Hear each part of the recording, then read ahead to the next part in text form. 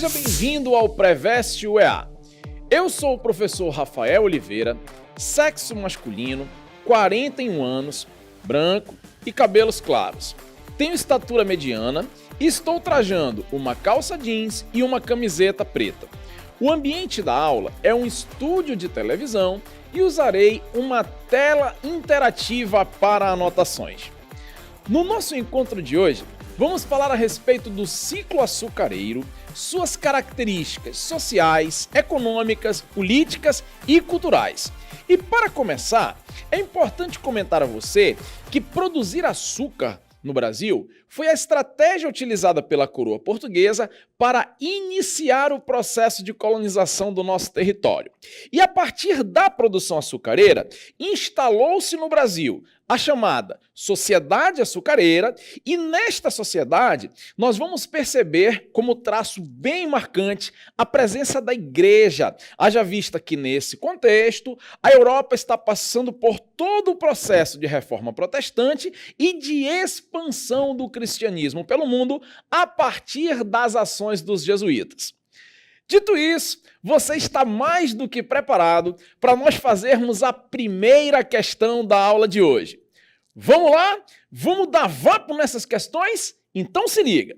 Nossa primeira questão é uma questão da VUNESP do ano de 2021 e diz o seguinte: o consumo dos alimentos nas propriedades monocultoras de cana-de-açúcar estava baseado no que se podia produzir nas brechas de um grande sistema subordinado ao mercado externo, resultando em uma grande quantidade de farinha de mandioca, feijões de diversos tipos, batata doce, milho e cará, comidos com pouco rigor, além de uma cultura do doce, cristalizada na mistura das frutas com açúcar refinado e simbolizada, popularmente, pela rapadura. Fala, Gui, meu irmão, o que tu já quer, parceiro? Professor Rafa, monocultura não é a produção de um único gênero agrícola? Aí, garoto, boa pergunta, tu tá ligado, hein, parceiro? Veja bem, quando a gente fala de monocultura, realmente o que se entende é mono, cultura, cultivo. Logo, cultivo de um único gênero. Foi assim que você pensou, né? Pois é. Só que não é bem assim, tá? Veja só. Dizer que nós temos uma monocultura de açúcar no Brasil significa dizer que nós temos foco em um gênero agrícola, o que não exclui a produção de outros gêneros, como diz o nosso texto. Até porque este açúcar que está sendo produzido no Brasil, ele vai ser produzido com o objetivo de exportação. E eu pergunto, como é que vai ficar a população da colônia se nós não garantirmos a sua subsistência? É mesmo, tio Rafa, nunca tinha parado para pensar nisso. Pois é, então não esqueça, quando se fala de monocultura do açúcar, nós estamos falando que nós temos a priorização, o foco na produção deste gênero, o que não exclui a produção de outros gêneros agrícolas. Sacou, né? Sabendo disso, vamos fazer a nossa questão. Ele pergunta o seguinte: o texto caracteriza formas de alimentação no Brasil colonial e revela... Vamos lá. Diz assim na letra A: o esforço metropolitano de diversificar a produção da colônia. Stop it! Presta atenção, parceiro.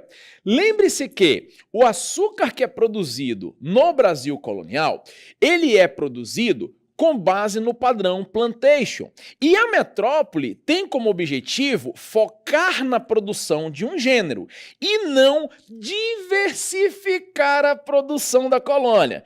Portanto, a letra A não responde a nossa questão. Já a letra B diz o seguinte: a diferença entre a sofisticação da alimentação da população colonial e o restrito conjunto de alimentos disponíveis na metrópole. Sai daí, parceirinho, não viaja! Como assim? Nós temos uma produção agrícola de subsistência para a colônia. Portanto, a sofisticação da alimentação fica para a galera da metrópole, bebê, não para a galera da colônia. Portanto, a letra B, não responde a nossa questão. Diz o seguinte, alternativa C. Articulação entre um sistema de produção voltado ao atendimento das necessidades e interesses da metrópole e as estratégias de subsistência. Achei a resposta da minha questão, que é a letra C de casa. Observe. Articulação de um sistema de produção voltado ao atendimento das necessidades e interesses da metrópole. O açúcar produzido no Brasil, como você pode observar aqui neste engenho maravilhoso que está aparecendo para você, produzido com o objetivo de ser exportado e gerar lucro para a metrópole. Mas eu não posso me esquecer que eu preciso garantir a subsistência da população da colônia. Portanto, há necessidade de estratégias de subsistência, como diz a letra C, que é exatamente a resposta da nossa questão.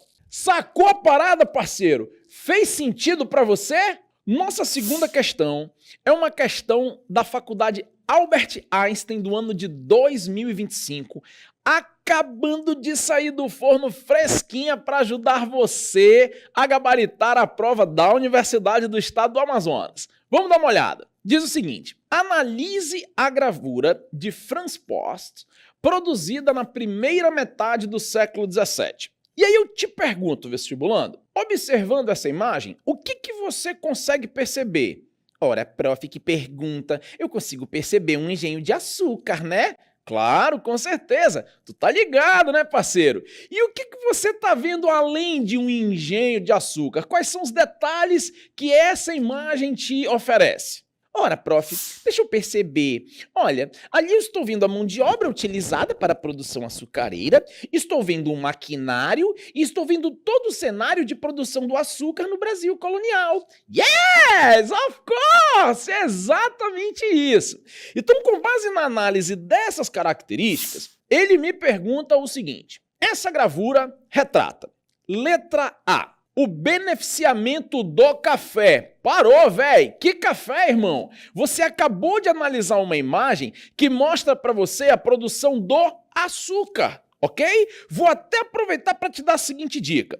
Quando você estiver fazendo tua prova, que você pegar uma situação como essa, nem continua lendo a alternativa. Já para bem aí, e economiza tempo e neurônio para as próximas alternativas e questões. Portanto, a letra A já não responde a nossa pergunta. Letra B, a produção de algodão. Parou. Tu acabou de ver uma imagem que te mostra um engenho de açúcar, certo? Ali a gente não tem produção algodoeira. Então a letra B também não responde a nossa questão. Diz assim a letra C, a divisão e a disciplina de trabalho, características da organização da produção nas sociedades industriais. Cara, tava até bonito, olha só. Divisão e disciplina de trabalho, certinho. Características da organização da produção nas sociedades industriais. Espera aí que eu quero conversar contigo. Contexto. Vamos lá. Em que contexto, em que período nós tivemos a produção açucareira no Brasil? Essa é fácil, professor. Foi no contexto dos séculos XVI e XVII. Exato, meu parceiro. Lembre-se que a Revolução Industrial, ela ocorre no contexto do século XVIII. Portanto, quando ele me fala que nós temos características da produção em sociedades industriais, levando em consideração que eu estou no Brasil do século XVI ou XVII, obviamente, a letra C não responde a nossa questão. Fez sentido para você, né? Diz o seguinte a nossa letra D. Funcionamento de um engenho de açúcar. Olha o branquinho doce aí, parceiro!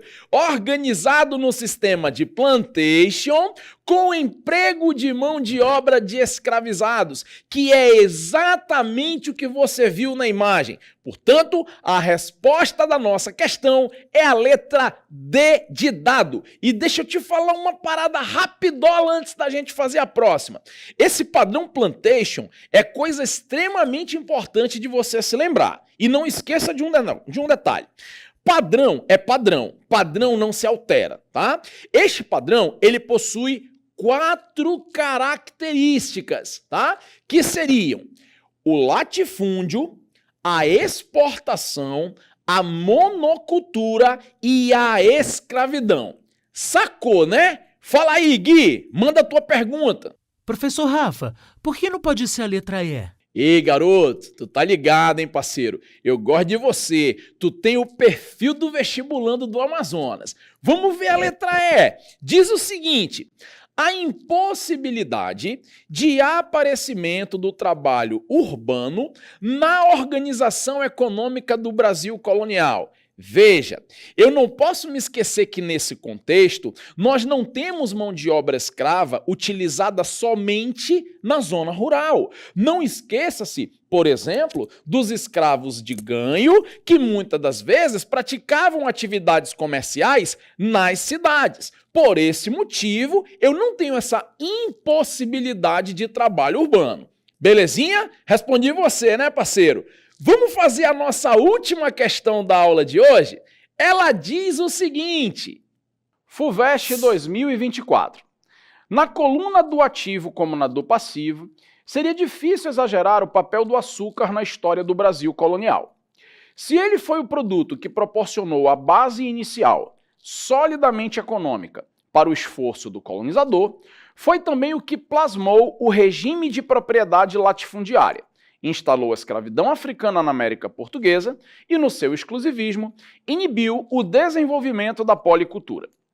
Embora estimulando, em áreas apartadas, a pecuária e a lavoura de subsistência.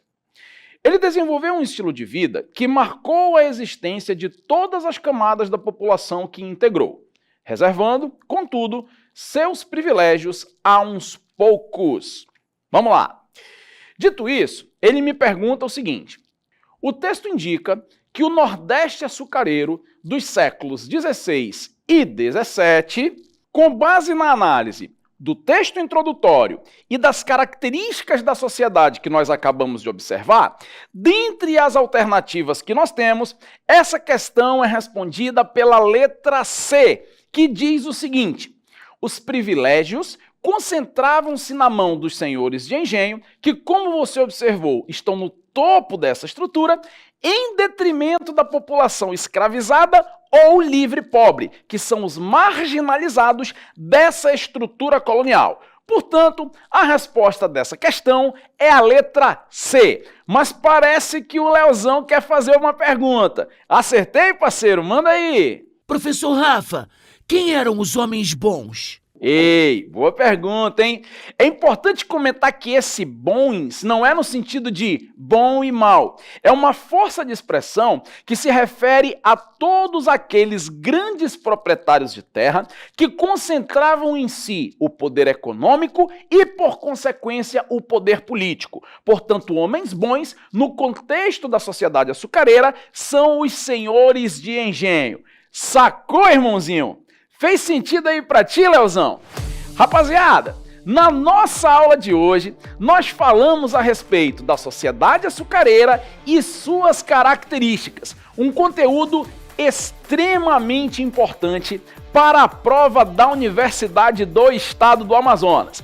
E não esqueça, hein? Sociedade açucareira caracterizada pelo padrão plantation e por ser uma sociedade hierarquizada e estamental. Sociedade que não possui mobilidade social e que é voltada para atender às necessidades econômicas da metrópole.